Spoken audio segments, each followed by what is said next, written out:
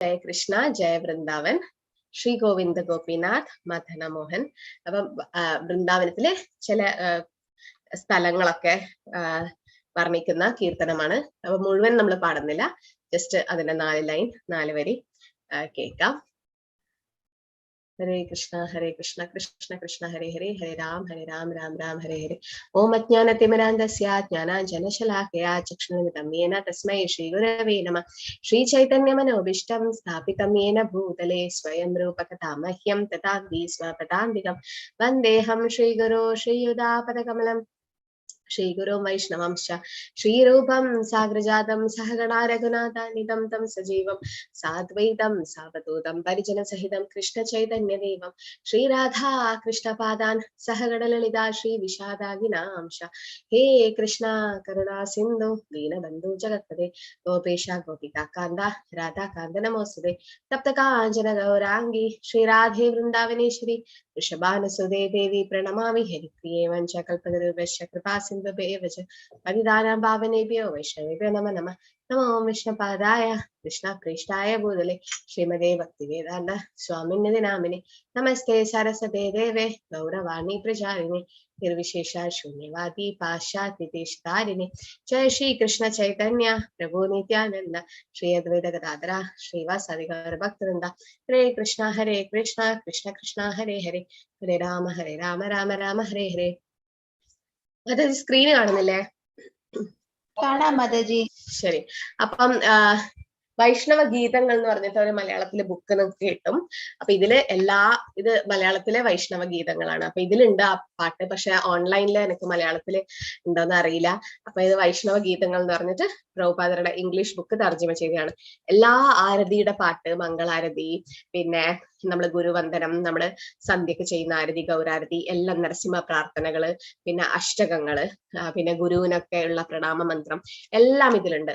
പ്രസാദം ഓഫർ ചെയ്ത് കഴിഞ്ഞാലുള്ള മന്ത്രം, പ്രസാദ മന്ത്രം, തിലകം വെക്കേണ്ട മന്ത്രം. അപ്പൊ നിങ്ങൾക്ക് ഇത് വാങ്ങിയാൽ ഇതിന്റെ അർത്ഥവും, ചെറിയ ബുക്കാണ്, എത്രയാ 20-25 രൂപയുള്ളൂ, ചെറിയ ബുക്കാ. അപ്പൊ നിങ്ങൾക്ക് അടുത്തുള്ള സത്സംഗങ്ങളൊക്കെ അത് കിട്ടുവാണെങ്കിൽ വാങ്ങുക, മലയാളത്തിലെ വൈഷ്ണവ ഗീതങ്ങൾ. അതുകൊണ്ട് ജസ്റ്റ് ഒരു 4 ലൈൻ ഇതിന്റെ വ്രജ ധാമ മഹിമാമൃതം, അതായത് വൃന്ദാവനത്തിനെ കുറിച്ച് പറയുന്ന പാട്ടാണ്. ജയ രാധേ ജയ കൃഷ്ണ ജയ വൃന്ദാവന, ജയ രാധേ ജയ കൃഷ്ണ ജയ വൃന്ദാവന, ശ്രീ ഗോവിന്ദ ഗോപീനാഥ മദന മോഹന, ശ്രീ ഗോവിന്ദ ഗോപീനാഥ മദന മോഹന, ജയ രാധേ ജയ കൃഷ്ണ ജയ വൃന്ദാവന, ജയ രാധേ ജയ കൃഷ്ണ ജയ വൃന്ദാവന, ശ്യാമ കുണ്ട രാധാ കുണ്ട ഗിരി ഗോവർധന, ശ്യാമ കുണ്ട രാധാ കുണ്ട ഗിരി ഗോവർധന, കാളിന്ദി യമുന ജയ ജയ മഹാവന, കാളിന്ദി യമുന ജയ ജയ മഹാവന, ജയ രാധേ ജയ കൃഷ്ണ ജയ വൃന്ദാവന,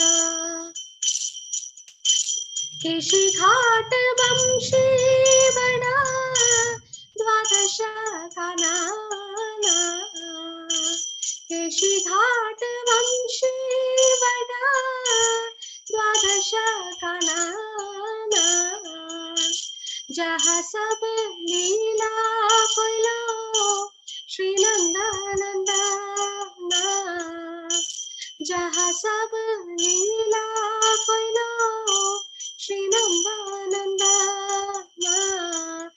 जय राधे जय कृष्ण जय वृंदावन, नंदा यशोदा जय जय गोपांगना श्रीरामादि जय जय दिनवत्सगना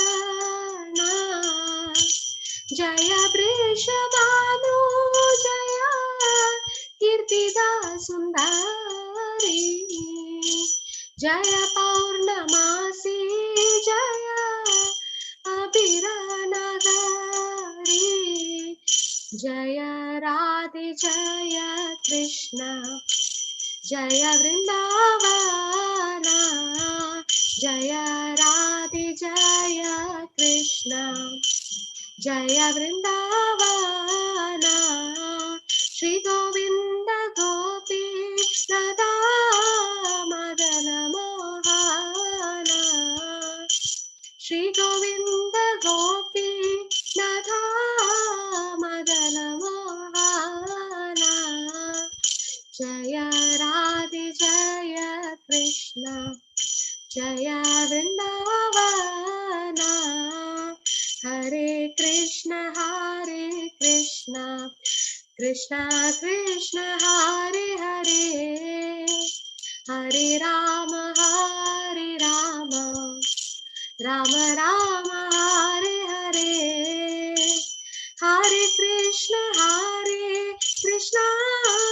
कृष्ण कृष्ण हरे हरे हरे राम राम राम हरे हरे हरे कृष्ण कृष्ण कृष्ण हरे हरे हरे राम राम राम हरे हरे അപ്പൊ രാധാറാണിക്ക് എല്ലാ ജൈകളും വിളിക്കുകയാണ് കൃഷ്ണന്, പിന്നെ വൃന്ദാവനത്തിന്. പിന്നെ അവിടെ വൃന്ദാവനത്ത് പോയ 7 ഗോസ്വാമിമാരുടെ 7 അമ്പലങ്ങളുണ്ട്. അതിൽ ഏറ്റവും പ്രധാനപ്പെട്ടതാണ് രാധാ ഗോവിന്ദ, രാധാ ഗോപിനാഥ, രാധാ മദൻ മോഹൻ സനാതൻ ഗോസ്വാമി പണിതതാണ്. അപ്പം എല്ലാ അമ്പലങ്ങളും നമ്മൾ ദർശിക്കാൻ പറ്റിയില്ലെങ്കിലും ഈ 3 പ്രധാനപ്പെട്ട അമ്പലം ദർശിക്കണം എന്നാണ് പറയുന്നത്.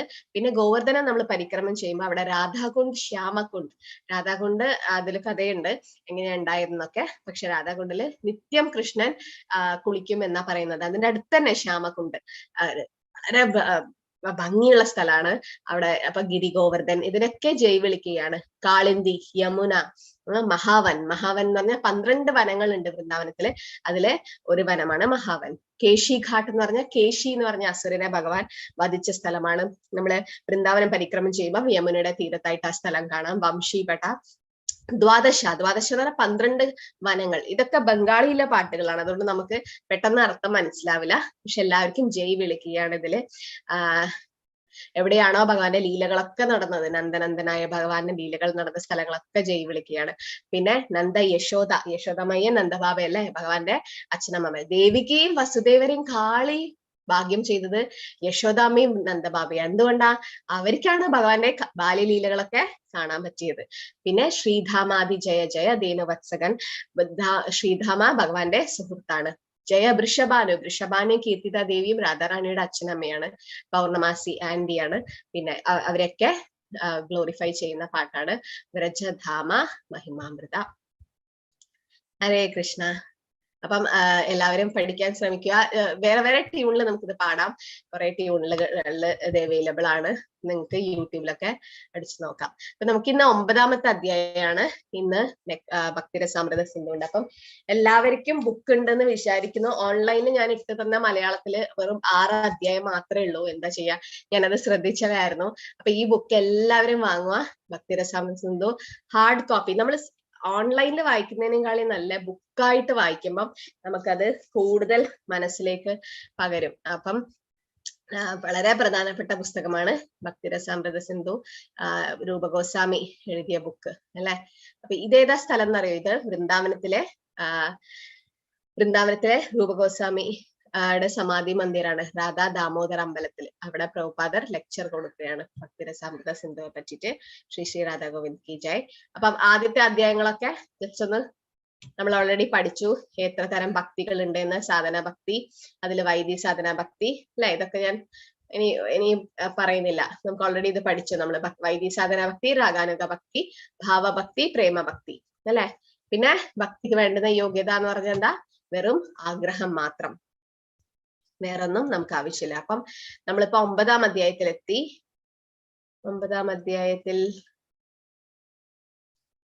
ഭക്തി തത്വങ്ങളെ കുറിച്ചുള്ള ഉപരി ചിന്തകളാണ്. ഇന്ന് ആരെങ്കിലും പ്രസന്റ് ചെയ്യുന്നുണ്ടോ? പ്രസന്റേഷൻ ഉണ്ടെന്ന് തോന്നുന്നു അല്ലെ? സുധാ മാതാജിയുടെ ഗ്രൂപ്പോ? അനിത മാതാജിയുടെ ഇന്നലെ കഴിഞ്ഞില്ല? അനിത മാതാജി നിങ്ങളുടെ കുറച്ചുപേര് വായിക്കാനുണ്ട് മാതാജി. ഉണ്ടോ? ഇന്നുണ്ടോ? അപ്പൊ അവർക്ക് ഇന്ന് ചെയ്യാം. ഓക്കെ, ഇന്ന് ക്ലാസ്സിന് ശേഷം ചെയ്യാം. അപ്പൊ ഭക്തി തത്വങ്ങളുടെ കൂടുതൽ പരിഗണന. ഓക്കെ, അപ്പൊ ഇതാണ് നമുക്ക് ഇന്ന് വിശദീകരിക്കുന്നത്. സാധനയിൽ ദൈവത്തിന്റെ പ്രാധാന്യം, സാധന ഭക്തി. ഓക്കെ, ദൈവനിന്ദ നമ്മൾ ചെയ്യാൻ പാടില്ല. ദൈവനിന്ദ മാത്രമല്ല, നമ്മൾ ഒരിക്കലും ഭക്തന്മാരെയും നിന്ദിക്കരുത്. എല്ലാ പുണ്യപ്രവർത്തനങ്ങളും നഷ്ടപ്പെടും. അപ്പം നമ്മളെ ആരെങ്കിലും നിന്ദിച്ചു കഴിഞ്ഞാൽ മഹാപ്രഭു പറയുന്നത് എന്താ? ആർക്കെങ്കിലും ശിഷ്ടാഷ്ടകം അറിയോ ഈ ക്ലാസ്സില്? ചേതോദർപ്പണ മാർജനം, അതിലൊരു ശ്ലോകം ഉണ്ടല്ലോ, ത്രിനാഥപി സുനീചേന. ആർക്കെങ്കിലും അറിയോ? ഒരു പുല്ലിനേക്കാൾ എളിമ, തരോരപി സഹിഷ്ണുന, അമാനിന മാനദേന. പുള്ളറിയില്ല? ഇല്ല. ഓക്കെ, ആരോ പറഞ്ഞു. ആരാ? അൺമ്യൂട്ട് ചെയ്ത് ചൊല്ലിക്കോളൂ. ഹരേ കൃഷ്ണ. ത്രിനാഥപി സുനീചേന തരോരപി സഹിഷ്ണുന അമാനിന മാനദേന കീർത്തനീയ സദാഹരി. ചൈതന്യ മഹാപ്രഭു കൃഷ്ണൻ തന്നെയാണ്. മഹാപ്രഭു 8 വലിയ പുസ്തകങ്ങളൊന്നും എഴുതിയില്ല, പക്ഷെ 8 ശ്ലോകങ്ങളാണ് നമുക്ക് തന്നത്. ശിഷ്ടാഷ്ടകം എല്ലാ ഭക്തന്മാരും അറ്റ്ലീസ്റ്റ് 16 മാല ജപിക്കുന്ന എല്ലാ ഭക്തന്മാരും പഠിച്ചിരിക്കണം എന്നാണ്. എന്താ, ബൈഹാർട്ട് ആക്കണ്ട, എല്ലാ ദിവസവും അത് ചൊല്ലിക്കഴിഞ്ഞാൽ നമുക്കത് തനിയെ ബൈഹാർട്ട്. കാരണം ഭഗവാന്റെ തിരുനാമത്തിന്റെ മഹാത്മ്യം വർണ്ണിക്കുന്നതാണ് ശിഷ്ടാഷ്ടകം. 8 അഷ്ടകം എന്ന് പറഞ്ഞാൽ 8 വരികൾ, 8 ശ്ലോകങ്ങൾ. അപ്പൊ അതില് ശിഷ്ടാഷ്ടകത്തിലെ പ്രധാനപ്പെട്ട ശ്ലോകമാണ് ത്രിനാഥപി സുനീച. തൃണം എന്ന് പറഞ്ഞാൽ പുല്ല്. ഒരു പുല്ലിന്റെ മേലെ നമ്മൾ ചവിട്ടിക്കഴിഞ്ഞാൽ പുല്ല് എന്താ ചെയ്യാ? അതിങ്ങനെ ഒടിഞ്ഞു നിൽക്കും. പുല്ല് തിരിച്ച് എന്തെങ്കിലും പ്രതികരിക്കുവോ? കുറച്ചു കഴിഞ്ഞാൽ അത് തിരിച്ച് കറക്റ്റ് ഇതില് വരും. പിന്നെയും ആരെങ്കിലും ചവിട്ടിക്കഴിഞ്ഞാൽ പിന്നെയും അത് താണ് കൊടുക്കുകയുള്ളൂ അല്ലെ. അപ്പം മഹാപ്രഭു പറയുന്നു, ഒരു പുല്ലിനെ പോലെ നമുക്ക് എളിമയുണ്ടാകണം. പിന്നെയോ തരോരപി സഹിഷ്ണ. തരോ എന്ന് പറഞ്ഞാൽ വൃക്ഷം. വൃക്ഷത്തിനേക്കാൾ സഹിഷ്ണുത ഉണ്ടാവണം. ഒരു വൃക്ഷത്തിനെ കല്ലെടുത്തെറിഞ്ഞാലും, ഇപ്പം മാമ്പഴക്കാലത്ത് മാങ്ങ കുട്ടികളൊക്കെ പറിക്കാൻ വേണ്ടി എന്താ പറയാ കല്ലെടുത്തെറിയും, കൊക്ക കൊണ്ട് ഇങ്ങനെ വടി കൊണ്ടടിക്കും. അപ്പം കുറെ ഇലകളൊക്കെ വീഴും. മരത്തിന് വേദനിക്കാം, മരവും ആത്മാവാണ് അല്ലെ. മരത്തിന്റെ ശരീരമാണെന്നേ ഉള്ളൂ, പക്ഷെ അതും ജീവാത്മാവാണ്. അപ്പം നമ്മൾ എത്ര കല്ലെറിഞ്ഞാലും, ഒരു മഴ കൊണ്ട് അതിനെ വെട്ടിയാൽ പോലും മരം പ്രതികരിക്കോ? മരം എന്താ ചെയ്യാ? അതിന്റെ ഫലങ്ങൾ നമുക്ക് തരും, ഫ്രൂട്ട്സ് നമുക്ക് തരുന്നോണ്ടേയിരിക്കും. അപ്പം ഒരു മരത്തിന്റെ അത്ര സഹിക്കണം എന്നാ പറയുന്നത്. അതായത് നമുക്ക് ഒരു ഭക്തന് എന്ത് പ്രശ്നങ്ങൾ ജീവിതത്തിൽ ഉണ്ടായാലും നമ്മളത് പ്രതികരിക്കാതെ നമ്മൾ സഹിക്കണം. നമ്മുടെ കർമ്മഫലം തിരിച്ചു വരികയാണ്. ആര് നമ്മളെ എങ്ങനെ ഉപദ്രവിക്കാൻ ശ്രമിച്ചാലും, ഭക്തി ചെയ്യുമ്പം സ്പെഷ്യലി കുറെ ശത്രുക്കൾ ഉണ്ടാകും. ഭക്തപ്രഹ്ലാദന് സ്വന്തം അച്ഛൻ തന്നെയായിരുന്നു ശത്രു അല്ലെ വീട്ടില്. അപ്പം ഒരാള് ഭക്തി ചെയ്യാൻ തുടങ്ങിക്കഴിഞ്ഞാൽ ഈ കലിയുഗത്തില് കുറെ ആൾക്കാരെ എതിർക്കാനുണ്ടാകും. അതുവരെ ശത്രുക്കളൊന്നും ഉണ്ടാവില്ല, പക്ഷെ ആ സമയത്ത് കുറെ ആൾക്കാര് നമുക്ക്, പക്ഷെ ആൾക്കാർ എന്ത് വാക്കാലും നമ്മളെ എന്ത് രീതിയിലും നമ്മളെ ഉപദ്രവിച്ചാലും വിഷമിപ്പിച്ചാലും തിരിച്ച് പ്രതികരിക്കാൻ പാടില്ല എന്നാണ് ഭഗവാൻ പറയുന്നത്. പക്ഷേ അതിലൊരു എക്സ്ക്യൂസ് ഉണ്ട്. അതിലൊരു എന്താണെന്ന് വെച്ചാ, നമ്മളെ ആരെങ്കിലും ഇൻസൾട്ട് ചെയ്താൽ നമുക്കത് സഹിക്കാം. പക്ഷെ ഭഗവാനെ ആരെങ്കിലും നിന്ദിച്ചാൽ, ഭഗവാന്റെ ഭക്തന്മാരെ ആരെങ്കിലും നിന്ദിച്ചാൽ അന്നേരം നമ്മൾ പ്രതികരിക്കണം. കാരണം ആരെങ്കിലും ഭഗവാന് രൂപമില്ല, അല്ലെങ്കിൽ കൃഷ്ണനല്ല പരമദിവ്യോത്തമ പുരുഷൻ, അല്ലെങ്കിൽ എന്തെങ്കിലും ഭഗവാനെ കുറിച്ചിട്ട് ഒരു മോശമായ രീതിയിൽ അവർ തെറ്റിദ്ധാരണ, ഒരു അന്ധവിശ്വാസി, അല്ലെങ്കിൽ ഭഗവാൻ ഇല്ല എന്നൊക്കെ പറയുന്ന ആൾക്കാരെ നമ്മള് പ്രതികരിക്കുക. പക്ഷെ കൂടുതൽ അവരോട് പ്രതികരിച്ചിട്ട് പ്രശ്നത്തിൽ ആവാൻ പാടില്ല.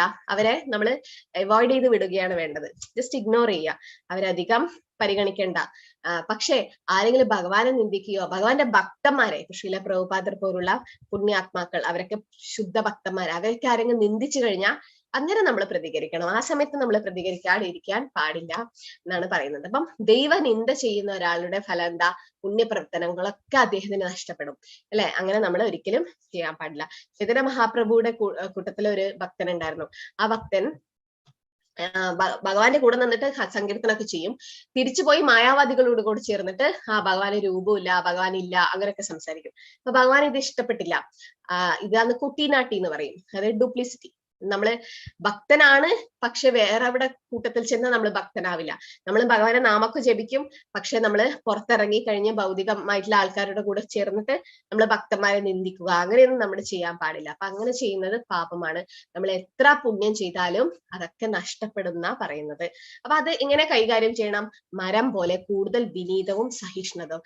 ദുർനാഥപി സുനീചേന തരോരപി സഹിഷ്ണുന അമാനിന മാനദേന. എല്ലാവർക്കും നമ്മൾ ബഹുമാനം കൊടുക്കണം, പക്ഷെ ആരിൽ നിന്നും ബഹുമാനം നമ്മൾ ആഗ്രഹിക്കേണ്ട ആവശ്യമില്ല. പക്ഷെ എല്ലാവരെയും നമ്മൾ ബഹുമാനിക്കണം. അങ്ങനെ ചെയ്താൽ കീർത്തനീയ സദാഹരി, ആ സമയത്ത് മാത്രമേ നമുക്ക് എപ്പോഴും ഭഗവാന്റെ തിരുനാമം ജപിക്കാൻ പറ്റുള്ളൂ. കലിയുഗത്തിൽ പക്ഷെ മരത്തിനെ പോലെ സഹിക്കാനും ഇതൊക്കെ കൂടുതൽ ബുദ്ധിമുട്ടാണ്. പക്ഷെ നമുക്ക് ശ്രമിക്കാൻ പറ്റും. ഒരു ഭക്തൻ അതിലൊന്നും ഇടപെടേണ്ട ആവശ്യമില്ല അങ്ങനത്തെ കാര്യങ്ങൾ. അപ്പൊ മരം പോലെ കൂടുതൽ വിനീതവും സഹിഷ്ണുമായിരിക്കണം. ജഗായിയോടും മതായിയോടും ഭഗവാൻ ദേഷ്യപ്പെട്ടു. ജഗായ് മതായിയുടെ കഥ ആർക്കെങ്കിലും അറിയോ? ജഗായ് മതായി ഓർമ്മയില്ല? അനിൽ പ്രഭു പറഞ്ഞു. കുറച്ചൊക്കെ അറിയാം. അറിയുന്ന പോലെ പറഞ്ഞു. ആരായിരുന്നു? അല്ല, എന്താ സംഭവിച്ചത്? ജഗായ് മത എന്താ ചെയ്തത്? അവര് പലതരത്തിലുള്ള അപരാധങ്ങൾ, വൈഷ്ണവ അപരാധങ്ങൾ, അതുമാതിരി വൈഷ്ണവരെയൊക്കെ നിന്ദിക്കുക, അങ്ങനെയുള്ള കാര്യങ്ങളെല്ലാം ചെയ്യാറുണ്ട്. കള്ളൊക്കെ കുടിക്കും. അതെ, ശാസ്ത്രപ്രകാരമുള്ള എല്ലാ തരത്തിലുള്ള അപരാധങ്ങളെ കുറിച്ചിട്ട് ശാസ്ത്രങ്ങളിലെല്ലാം പരിശോധിച്ചിട്ട് അതന്നെ അവര് ചെയ്യാണ് ചെയ്യുന്നത് എന്നാണ് പറയുന്നത്. അപ്പൊ അവര് നിത്യാനന്ദ പ്രഭുവിനെ എന്താ ചെയ്തത്? ബൽറാമിനെ അവര്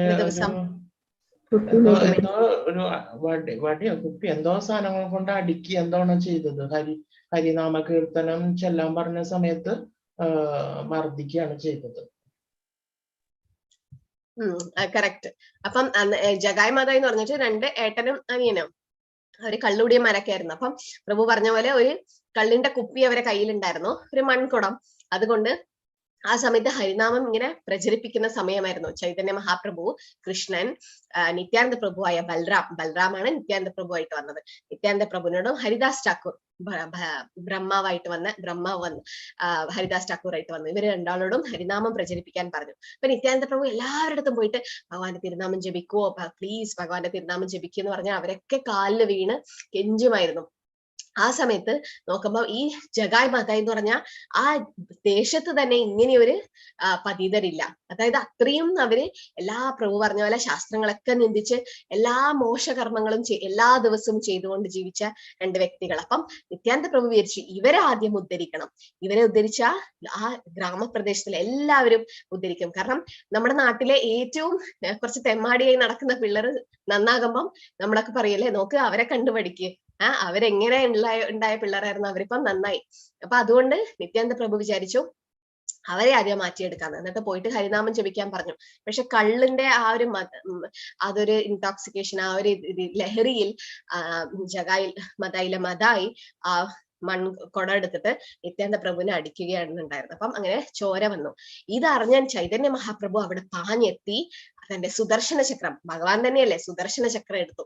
നിത്യാനന്ദ പ്രഭു പറഞ്ഞു, അങ്ങ് ഈ അവതാരം എടുത്തത് ആയുധങ്ങൾ എടുക്കാനല്ല, അങ്ങയുടെ ആയുധം എന്താ? യജ്ഞ സങ്കീർത്തനം, ഭഗവാന്റെ തിരുനാമമാണ് അങ്ങയുടെ ആയുധം എന്ന് പറഞ്ഞ് അദ്ദേഹത്തെ ശാന്തനാക്കി തിരുനാമം ജഗായ് മാതായിക്ക് കൊടുക്കുകയും അവരെ ഉദ്ധരിക്കുകയാണ് ചെയ്തത്.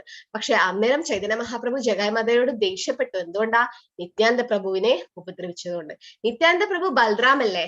പക്ഷെ നിത്യാനന്ദ പ്രഭുക്ക് എന്തുകൊണ്ടാ ചോര വന്നത്? സുവർണപ്രഭ മാതാജി അറിയോ? ബൽറാം എന്നൊക്കെ പറഞ്ഞാ ഭഗവാന്റെ സംകർഷണൻ, ഭഗവാന്റെ ശക്തിയല്ലേ? ദിവ്യമതി. ചൈതന്യ ശ്രീകൃഷ്ണ ഭഗവാനെ ആ സ്ഥലത്ത് എത്തിക്കാൻ വേണ്ടിയിട്ടായിരുന്നു ഹരിബോൾ, വെരി ഗുഡ്. യെസ്. അപ്പൊ എന്തുകൊണ്ടാ അത് ആ ഒരു ലീല നടന്നതെന്ന് വെച്ചാൽ ഭഗവാന്റെ ശരീരം അതീന്ദ്രിയാണ്, സച്ചിദാനന്ദമാണ്. നമ്മുടെ ശരീരമാണ് ചോര, മാംസമൊക്കെ കൊണ്ടുണ്ടാക്കിയത്, ഭൂമി, അഗ്നി, ജലം, വായു. പക്ഷെ ഭഗവാന്റെ ശരീരം, ബലറാമിന്റെ ശരീരം അങ്ങനെയല്ല. പക്ഷെ ആ രക്തം വന്നത് കൊണ്ടാണ് ചൈതന്യ മഹാപ്രഭു അവിടെ എത്തത്. ജഗാമാത ഒരിക്കലും ഭഗവാന്റെ അടുത്തേക്ക് പോകില്ല, അപ്പൊ ഭഗവാൻ അവിടെ എത്തും. അപ്പൊ ഇങ്ങനെയെന്ന് വെച്ചാൽ ഉത്സവങ്ങളിലൊക്കെ എന്തുകൊണ്ട് ഉത്സവമൊക്കെ ഭഗവാൻ ആനപ്പുറത്ത് ഇങ്ങനെ പുറത്തൊക്കെ പോകും. പിന്നെ ചില സ്ഥലത്ത് എഴുന്നള്ളിച്ചിട്ടൊക്കെ ഇങ്ങനെ പോകും അല്ലെ. ഒരു അമ്പലത്തിൽ നിന്ന് വേറൊരു അമ്പലത്തിലേക്ക് ഭഗവാൻ പുറത്തേക്ക് ഇറങ്ങി വരികയാണ്. കാരണം പതീതരായി അമ്പലത്തിൽ പോകാത്ത ജനങ്ങൾ അങ്ങനെയെങ്കിലും ഭഗവാന്റെ ദർശനം എടുക്കട്ടെ എന്ന് പറഞ്ഞിട്ടാണ് ജഗന്നാഥ രഥയാത്രയൊക്കെ നടക്കുന്നത്. ജഗന്നാഥൻ ഭഗവാൻ പുറത്തേക്ക് വരികയാണ്. പതീതരായ ആൾക്കാര് അമ്പലത്തിൽ വരില്ല, കാരണം ദുഷ്കൃതികളാണ് അവർക്ക്. ഇപ്പൊ തന്നെ കലിയുഗത്തില് ഈ കോളേജ് പിള്ളേരോടൊക്കെ അമ്പലത്തിൽ പോകാൻ പറഞ്ഞാൽ അമ്പലത്തിലോ ഇങ്ങനെ ഉന്തി വിടണം അമ്പലത്തിലേക്ക്. എപ്പോഴും ഓണത്തിനും വിഷുവിനൊക്കെ പോയാ പോയി. അപ്പം അത്രക്കും അവർക്ക് വിശ്വാസമില്ല അമ്പലത്തിലൊന്നും. അപ്പം ഭഗവാൻ അറിയാം അവരൊന്നും അമ്പലത്തിലേക്ക് വരില്ല. അപ്പം ഭഗവാൻ അങ്ങോട്ട് ദർശനം കൊടുക്കാൻ വേണ്ടി ഭഗവാൻ പുറത്തേക്ക് വരികയാണ്. ശിവേലിക്കൊക്കെ ഭഗവാൻ പുറത്ത് വന്ന് ദർശനം കൊടുക്കുന്നു. ഉത്സവത്തിന് 7 ദിവസം ആനപ്പുറത്ത് ഭഗവാൻ എല്ലാവർക്കും ദർശനം കൊടുക്കാൻ വേണ്ടി എഴുന്നള്ളിച്ചിട്ടൊക്കെ ഇങ്ങനെ പോകുന്നത്. അങ്ങനെയെങ്കിലും പതിതരായ ആൾക്കാര് ഭഗവാന്റെ ദർശനം എടുക്കട്ടെ. അപ്പം ഭഗവാനെ അറിയാം ജഗാമാത ഒരിക്കലും ഭഗവാനിലേക്ക് എത്തില്ല. നിത്യാനന്ദ പ്രഭുവിനെ അറിയാം. നിത്യാനന്ദ പ്രഭു രക്തം അത് ഉണ്ടാക്കിപ്പിച്ചു, അതായത് ഇങ്ങനെ ആർട്ടിഫിഷ്യൽ ആയിട്ട്, അത് നാച്ചുറൽ ആയിട്ട് വന്നതല്ല. കാരണം ഭഗവാന്റെ ശരീരത്തിൽ അങ്ങനെ രക്തമില്ല. ഭഗവാൻ അതീന്ദ്രിയമാണ്, ഭഗവാന്റെ സച്ചിദാനന്ദ രൂപമാണ്, നമ്മുടെ പോലത്തെ ശരീരമല്ല. ഇതില് ജന്മ മൃത്യു ജരാവ്യാധി ഒന്നുമില്ല. അപ്പൊ ഭഗവാൻ അത് ആ ഒരു ലീല ഉണ്ടാക്കിയത് എന്താ വെച്ചാൽ ചൈതന്യ മഹാപ്രഭുവിനെ അവിടെ കൊണ്ടുവരാൻ വേണ്ടി. അപ്പം മഹാപ്രഭു ജഗാമാതായോട് ദേഷ്യപ്പെട്ടു. എന്തുകൊണ്ടാ? ഭക്തന്മാരെ ഉപദ്രവിച്ചതുകൊണ്ട്. അപ്പം ഭക്തന്മാരെ ഉപദ്രവിക്കുന്നവരെയോ ദൈവത്തെ നിന്ദിക്കുന്നവരെയോ നമുക്ക് പ്രതികരിക്കുന്നതിൽ തെറ്റില്ല. പക്ഷെ നമ്മൾ ഭഗവാനെ നിന്ദിക്കുകയോ ഭക്തന്മാരെ നിന്ദിക്കുകയോ ചെയ്യാൻ പാടില്ല. 10 നാമാപരാധം, ഇന്നലെ നാമാപരാധമായിരുന്നല്ലേ എടുത്തതല്ലേ, അപരാധങ്ങള്. നാമാപരാധത്തില് 10 അപരാധത്തില് ഒന്നാമത്തേതാണ് ഭഗവാന്റെ തിരുനാമം പ്രചരിപ്പിക്കാൻ സ്വജീവിതം സമർപ്പിച്ച ഭക്തന്മാരെ നിന്ദിക്കുക എന്നുള്ളത്. അത് നമ്മൾ ഒരിക്കലും ചെയ്യാൻ പാടില്ല. അപ്പൊ നമ്മൾ ചെയ്യുന്ന ജപത്തിന് ഒരു എന്താ പറയാ എഫക്ട് ഉണ്ടാവില്ല. അപ്പം ഇപ്പൊ ഒരു 2 ആൾക്കാർ ഇരുന്നിട്ട് ഭക്തന്മാരെ കുറിച്ച് മോശമായിട്ട് സംസാരിക്കും. 3 വിധത്തിൽ നമുക്കത് കൈകാര്യം ചെയ്യാം. ഒന്നുകിൽ നമുക്ക് ആ സ്ഥലത്തിൽ നിന്ന് പോകാം, എണീറ്റ് പോകാം. അപ്പൊ ആരെങ്കിലും ഭഗവാനെ പറ്റി നിന്ദിക്കുന്നു, അല്ലെങ്കിൽ ഭഗവാൻ ഇല്ല, അപ്പൊ അത് വെറും കല്ലാണ്, നിങ്ങൾ കല്ലിനെയാണ് പൂജിക്കുന്നത്, അങ്ങനെയൊക്കെ പറയുന്ന ആൾക്കാരുണ്ടാവും അല്ലെ, അന്ധവിശ്വാസികളായിട്ടുള്ള ആൾക്കാര്. അപ്പൊ അവര് സംസാരിച്ചിരിക്കുമ്പോ 3 തരത്തിൽ നമുക്ക് റിയാക്ട് ചെയ്യാം, പ്രതികരിക്കാം. ഒന്ന്, അവിടെ നിന്ന് എണീറ്റ് പോകാം, അത് ഈസി. 2, അവരോട് വാദിച്ച് ജയിക്കാം. 2ഉം ചെയ്യാൻ പറ്റില്ലെങ്കിൽ ജീവിതം തന്നെ സമർപ്പിക്കണം എന്നാ പറയുന്നത്. അതായത് എതിർ കക്ഷിയെ തോൽപ്പിക്കാം, വാദിച്ച് ജയിക്കാം. അല്ലല്ല, ഭഗവാൻ പ്രതിമ നഹീതു സാക്ഷാൽ ബ്രജേന്ദ്രനന്ദൻ, ഉടുപ്പിലെ കഥ പറഞ്ഞു കൊടുക്കാം. ഭഗവാൻ തിരിഞ്ഞു നിന്നു. ഏതൊക്കെ സ്ഥലത്ത് അങ്ങനെയൊക്കെ ഉണ്ടായി, സ്വയംഭൂവായിട്ട് ഭഗവാൻ ഉണ്ടായി. സാക്ഷി ഗോപാലിന്റെ കഥ പറഞ്ഞു കൊടുക്കാം, ഭഗവാൻ നടന്നിട്ട് സാക്ഷിയായി പറഞ്ഞു കൊടുത്തത്. അപ്പൊ അത് കല്ലല്ല, പ്രതിമ നഹീതു. അത് അങ്ങനെ എതിർക്കാം നമുക്ക്. 2, ജീവിതം തന്നെ ഉപേക്ഷിക്കുക, അത് നമുക്ക് ചെയ്യാൻ പറ്റില്ല. സ്ഥലം വിട്ടു പോവുക, ഇതാണ് ഏറ്റവും ബെസ്റ്റ്. അവര് തമ്മിൽ സംസാരിച്ചോട്ടെ, അവരെന്തോ സംസാരിച്ചോട്ടെ, ഞാൻ അവിടെ ഇല്ല, ഞാൻ അവിടുന്ന് വിട്ടുപോകാം. നമ്മളെ വീട്ടിൽ തന്നെ ചില പേര് ഭഗവാന്റെ നാമത്തിനൊക്കെ നിന്ദിക്കും. ഇതെന്താ എപ്പോഴും ക്ലാസ്, എപ്പോഴും ഭഗവാന്റെ നാമം ജപിക്കുന്നു, ഇവർക്ക് ഇത് മതിയോ, ഇതെന്താ ഭയങ്കര മാറ്റാണല്ലോ ജീവിതത്തില്. ഭക്തിയിൽ വരുമ്പം നമ്മൾക്ക് എല്ലാവർക്കും ഉണ്ടാവുന്ന സാധാരണ പ്രശ്നങ്ങളാണ്. ഭാര്യയും ഭർത്താവും 2ആളും ഭക്തിയിലുണ്ടെങ്കിൽ ആ വീട് സ്വർഗമായി. പക്ഷെ സ്വർഗല്ല, വൃന്ദാവനായി. പക്ഷെ ഭാര്യയോ ഭർത്താവോ ആരെങ്കിലും ഒരാള് ഇത് എതിർക്കുന്ന ആളാണെങ്കിൽ നമുക്ക് കുറച്ച് ബുദ്ധിമുട്ടാണ് ഭക്തി മുന്നോട്ട് കൊണ്ടുപോകാൻ. എസ്പെഷ്യലി മാതാജിമാർക്ക് ഭർത്താവ് പിന്തുണയ്ക്കുന്നില്ലെങ്കിൽ കുറച്ച് ബുദ്ധിമുട്ടുണ്ടാവും. പുരുഷന്മാർക്ക് അങ്ങനെയല്ല, അവർക്ക് ആ സ്വാതന്ത്ര്യം ഉണ്ട്. പക്ഷെ ഒരു കുടുംബമായിട്ട് ജീവിക്കുമ്പം ആ ഒരു പ്രോബ്ലം ഉണ്ടാകും. പക്ഷെ നമ്മൾ അതൊക്കെ അതിജീവിച്ച് ഭക്തി ചെയ്യുമ്പം ഭഗവാൻ കൂടുതൽ ശ്രദ്ധിക്കും. ഇത്രയും പ്രശ്നങ്ങൾ ഉണ്ടായിട്ടും ഈ വ്യക്തി ഭക്തിയുടെ സേവയിൽ നിന്ന് വ്യതിചലിച്ചില്ല, അപ്പൊ ഭഗവാൻ അത് ശ്രദ്ധിക്കും. ഭഗവാൻ കൂടുതൽ കാരുണ്യം ആ വ്യക്തിക്ക് കിട്ടും. അപ്പൊ അതുപോലെ അപ്പം അവരെ ചിലപ്പോ നിന്ദിക്കും. നമ്മളെ ഈ ഹരേ കൃഷ്ണ പ്രസ്ഥാനത്തെയൊക്കെ നിന്ദിക്കുകയോ അല്ലെങ്കിൽ ഭഗവാന്റെ ഭക്തിയെ കുറിച്ച് നിന്ദിച്ച് പറയുമ്പോൾ നമ്മൾ ആ സ്ഥലം വിട്ടു പോവുക. നമ്മൾ അവരെ വാദിച്ച് ജയിക്കാൻ നമുക്ക് ചിലപ്പോ പറ്റില്ല, എതിർക്കാൻ പറ്റില്ല. അപ്പൊ നമ്മൾ എന്താ ചെയ്യേണ്ട? സ്ഥലം വിട്ട് പോവുക. ഈ 3 കാര്യത്തിൽ ഏറ്റവും ബെസ്റ്റ് ആയിട്ട് ചെയ്യാൻ പറ്റുന്നത് ആ സ്ഥലം വിട്ട് പോവുക. ഓക്കെ, പിന്നെ തിലക് തുളസി മുത്തുകൾ, ഇത് തിലകം തൊടേണ്ട സ്ഥലം ഒക്കെ ഞാൻ പറഞ്ഞതല്ലേ, 12 സ്ഥലത്തിൽ നമ്മൾ തിലകം തൊടും. ഈ തിലകത്തിലെ ഈ രണ്ട് ഇതെന്താ ആർക്കെങ്കിലും അറിയോ? നമ്മൾ ഈ വൈഷ്ണവ തിലകത്തിൽ ഈ വെക്കുന്നത്, ഈ താഴെ വെക്കുന്നത് എന്താ? പിന്നെ ഇങ്ങനെ രണ്ട് സൈഡിലും കേരളത്തിലൊക്കെ ചില തുളസി ഈ പക്ഷെ ഈ രണ്ടെണ്ണം എന്താ അപ്പം? ഭഗവാന്റെ പാദം. വെരി ഗുഡ്, ഭഗവാന്റെ പാദം. അപ്പൊ ആദ്യമൊക്കെ നമ്മളിങ്ങനെ വെക്കുമ്പം ഇവിടെ കേരളത്തിൽ കുറെ പേർക്ക് അറിയില്ലല്ലോ, പറയും അയ്യോ എവിടെയാ ചന്ദനം വെച്ചിരിക്കുന്നത്, മൂക്കിലാണോ ചന്ദനം വെക്കുക? പിന്നെ പറയും ദാ അങ്ങയുടെ ചന്ദനം ഇങ്ങനെ ഒലിച്ച് ഇങ്ങനെ മൂക്കിലേക്കൊക്കെ വന്നു എന്നൊക്കെ പറയും. അപ്പൊ അവർക്ക് അറിയാത്തോണ്ടാണ് അവരത് അങ്ങനെ പറയും. അപ്പൊ നമുക്കങ്ങനെ ആൾക്കാരെ നമ്മൾക്ക് ഓഫീസിലും ജോലി സ്ഥലത്തൊക്കെ പോകുമ്പോൾ അങ്ങനെ നിന്ദിക്കുന്നുണ്ടെങ്കിൽ നമ്മൾ വെള്ളം കൊണ്ട് തൊട്ടാലും മതി എന്നാ ഗുരു മഹാരാജ് പറഞ്ഞത്. പക്ഷെ വീട്ടിലാവുമ്പോൾ നമുക്ക് തൊടാം തുളസിയും തിലകം. അപ്പം ഭഗവാന്റെ 2 പാദങ്ങൾ, പിന്നെ ഭഗവാന്റെ അവിടെ തുളസി വെച്ചു കൊടുക്കുന്നു. അപ്പൊ അത് നമുക്കറിയാം. പിന്നെ ജപിക്കുന്നത് വേപ്പിന്റെ ഇലയിൽ, വേപ്പിന്റെ മരത്തിന്റെ ബീഡ്സ്, ഇത് മുത്തുകളാകാം, അല്ലെങ്കിൽ തുളസിമാല ജപിക്കാം. അപ്പം പേരുകൾ ഉപയോഗിച്ചിട്ടാണ് ഭഗവാന്റെ തിലകം തൊടുന്നത്. കേശവായ നമ, മാധവായ നമ, നാരായണ നമ, ഗോവിന്ദായ നമ, വാസുദേവായ നമ, അങ്ങനെ പല പേരുകൾ പറഞ്ഞിട്ട്. എന്തുകൊണ്ടാന്ന് വെച്ചാൽ സബാഹ്യം ആഭ്യന്തര ശുചി. ഭഗവാന്റെ നാമം ജപിക്കുമ്പം നമ്മളെ ഉള്ളിലും ശുദ്ധിയാകും, പിന്നെ നമ്മൾ തിലകം തുടങ്ങുമ്പം നമ്മുടെ ബാഹ്യമായിട്ടും നമുക്ക് ശുചിയാകും. അപ്പം വൈകുണ്ഠം പോലെ തന്നെ നല്ല സ്ഥലം ഉണ്ടാക്കുക. അതായത് വീട്ടിൽ തന്നെ യമദൂതർ സമീപിക്കില്ല അല്ലെ. അജാമിളിന്റെ കഥയിൽ പറയുന്നുണ്ട്, ഭഗവാന്റെ തിലകം തുളസിമാലയൊക്കെ ഇടുന്ന ആൾക്കാരെ യമദൂതർ സമീപിക്കില്ല എന്ന്. മരണശേഷം നേരിട്ട് കൃഷ്ണലോകത്തേക്ക് പോകാൻ പറ്റുന്നു. അതുകൊണ്ട് ആ തിലകത്തിന് ഇത്രയും പ്രാധാന്യം, തിലകം തൊടാൻ ഇത്രയും പ്രാധാന്യം. നിങ്ങൾക്ക് പറ്റുന്നില്ലെങ്കിൽ അറ്റ്ലീസ്റ്റ് വെള്ളത്തിനെ കൊണ്ടെങ്കിലും തിലകം തൊടുന്നത് പോലെ ഇങ്ങനെ ചെയ്യുക. തിലകം കാരണം ഗോപി ചന്ദനമാണ് അല്ലെ ഭഗവാന്റെ, ഗോപിമാരുടെ പാദധൂളി. ഭഗവാൻ തന്നെ ചന്ദനം തൊട്ടിട്ടുണ്ട്. പിന്നെ കളഭച്ചാർത്തൊക്കെ നമുക്ക് അമ്പലത്തിൽ കാണാം അല്ലെ. അതായത് ഭഗവാൻ അത്രയും ഇഷ്ടമാണ് ചന്ദനം. അപ്പൊ അല്ലെങ്കിൽ നിങ്ങൾക്ക് പറ്റുന്നില്ലെങ്കിൽ തുളസി ഇലയില് ചന്ദനം ചാർത്തിയിട്ട് ഭഗവാന് ചാർത്തി കൊടുക്കാം. അപ്പം നമ്മള് ദൈവത്തെ നിന്ദിക്കുന്നവരെ ഒഴിവാക്ക 3 വിധത്തിൽ നമുക്ക് സമീപിക്കാം. ഒന്നിക്ക് നമുക്ക് വാദിച്ച് ജയിക്കാം, അല്ലെങ്കിൽ നമുക്ക് ജീവൻ തന്നെ കൊടുക്കാം. അത് രണ്ടും പറ്റില്ല. അപ്പം എളുപ്പമായി ചെയ്യുന്നത് ആ സ്ഥലം വിട്ടു പോവുക. ഓക്കെ.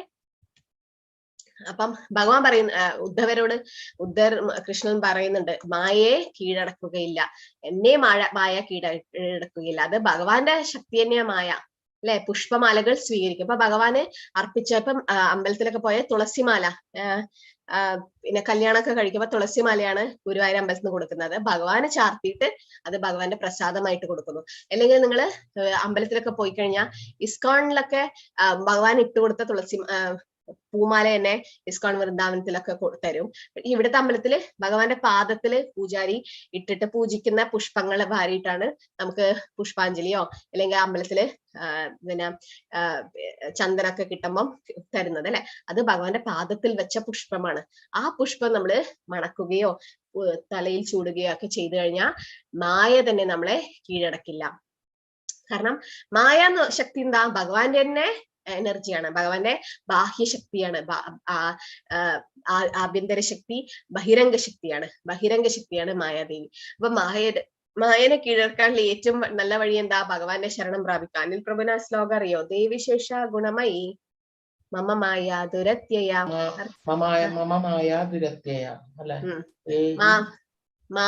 മാമേവയെ പ്രപദ്യന്തെ.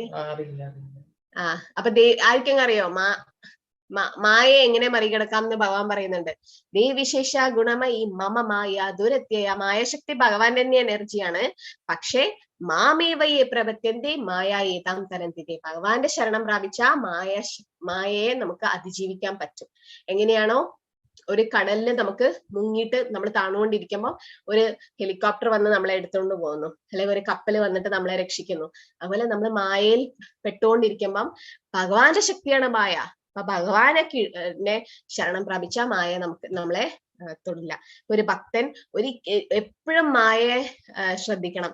മായ നമ്മളെ ഭഗവാന്റെ സേവയിൽ നിന്ന് ദൂരെ കൊണ്ടുപോകും. ദ്രവ്യത്തിന്റെയോ രോഗങ്ങളുടെയോ പ്രതികരണങ്ങളിൽ നിന്ന് മോചനം കിട്ടും. അപ്പം ഭഗവാനെ അർപ്പിച്ച പുഷ്പങ്ങൾ, തുളസി, ചന്ദനം, ഭഗവാന്റെ തീർത്ഥം, ഇതൊക്കെ നമ്മൾ സ്വീകരിച്ചു കഴിഞ്ഞാൽ അസുഖങ്ങൾ പോലും നമ്മളെ നിന്ന് മോചനം നമുക്ക് കിട്ടും എന്നാ പറയുന്നത്. അതായത് ഒരുപാട് ഒരുപാട് കർമ്മബലം കാരണം കുറെ അസുഖങ്ങൾ നമുക്ക് വരും അല്ലെ. പൂർവ്വജന്മത്തിൽ ചെയ്യുന്ന പാപം കാരണം, പൂർവ്വജന്മകൃതം പാപം വ്യാധി രൂപേണ ചായത്, അതൊരു അസുഖമായിട്ട് നമുക്ക് വരും. അപ്പൊ അതൊക്കെ നമ്മൾ ഭഗവാന്റെ പ്രസാദം സ്വീകരിക്കുന്നതിലൂടെ ശരിയാകും. ദൈവത്തിന്റെ മുമ്പിൽ നൃത്തം ചെയ്യുന്നത്, അമ്പലത്തിലൊക്കെ കൃഷ്ണനാട്ടം, പിന്നെ എങ്ങനെ ഭഗവാന്റെ വിഗ്രഹം വെച്ചിട്ട് നൃത്തം ചെയ്യുന്നതൊക്കെ ഉണ്ട്. പക്ഷെ ഇസ്കോണിൽ നമ്മൾ വരുമ്പം നിങ്ങൾ കാണും എല്ലാവരും ഭഗവാന്റെ കീർത്തനത്തിന് നൃത്തം ചെയ്യുന്നത് കാണാം. അത് നല്ല കാര്യമാണ് ആക്ച്വലി. എത്രയോ വർഷങ്ങൾ സംഭരിക്കുന്ന പ്രതിപ്രവർത്തനങ്ങൾ കത്തിച്ചു കളയാൻ അതിന് കഴിയും. അപ്പം ഭഗവാന്റെ മുമ്പിൽ നൃത്തം ചെയ്യുന്നത്, അതായത് നമ്മൾ വലിയൊരു ഡാൻസർ ആവണം അങ്ങനെയൊന്നുമില്ല, വെറുതെയെങ്കിലും ജസ്റ്റ് ഇങ്ങനെ കൈമുട്ടിയിട്ട് ആ കീർത്തനത്തിനോട് ഇങ്ങനെ നമ്മൾ കണ്ടിട്ടുണ്ടല്ലേ കുട്ടികളൊക്കെ ഇങ്ങനെ നൃത്തം ചെയ്യുന്നത്, അതുപോലെ നമ്മൾ കൈകൊട്ടിയിട്ട് ഭഗവാന്റെ ആ കീർത്തനത്തിന് ഇങ്ങനെ മുഴുകി കഴിഞ്ഞാൽ തന്നെ എത്രയോ ജന്മം ചെയ്ത പാപപ്രതികരണങ്ങൾ ഇല്ലാണ്ടാകും. അപ്പം കൈയടിച്ചും നൃത്തം ചെയ്തും പക്ഷികൾ പറന്നു പോകുന്നു. ഒരു മരത്തിൽ നിറയെ പക്ഷികളുണ്ട്.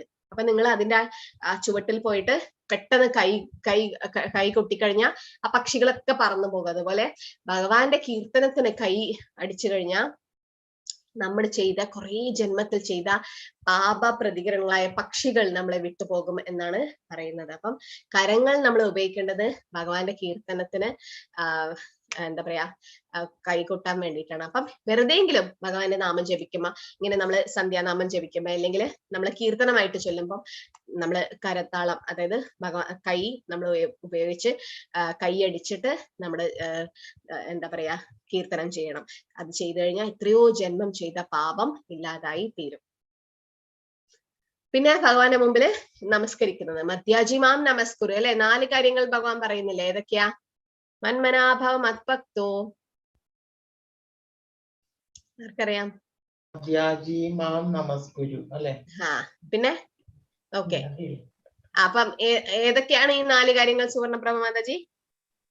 ഭഗവാന്റെ മുൻപിൽ ഭഗവാനെ മന്മന ഭഗവാനെ എപ്പോഴും ചിന്തിക്കുക. പിന്നെ മത് ഭക്തോ ഭഗവാന്റെ ഭക്തനാവുക, ഭഗവാന്റെ ഭക്തനാവുക, ഭഗവാനെ നമസ്കരിക്കുക, ഭഗവാനെ പൂജിക്കുക. മധ്യാജിമാം നമസ്കുരു. എന്താ ദിവ്യ മാതാജി? ഹരേ കൃഷ്ണ മാതാജി, ശ്ലോകം ചൊല്ലാൻ ശ്രമിച്ചതാണ്. ചൊല്ലിക്കോളൂ. മറന്നു പോവെന്നറിയില്ല. ഇല്ല, പറഞ്ഞു, കുഴപ്പമില്ല. മന്മനാഭവ മദ്ഭക്തോ മധ്യാജിമാം നമസ്കുരു മാമേ വൈശതി സത്യം തേ പ്രിയജാനോ പ്രതിജാനി പ്രിയോസിമേ.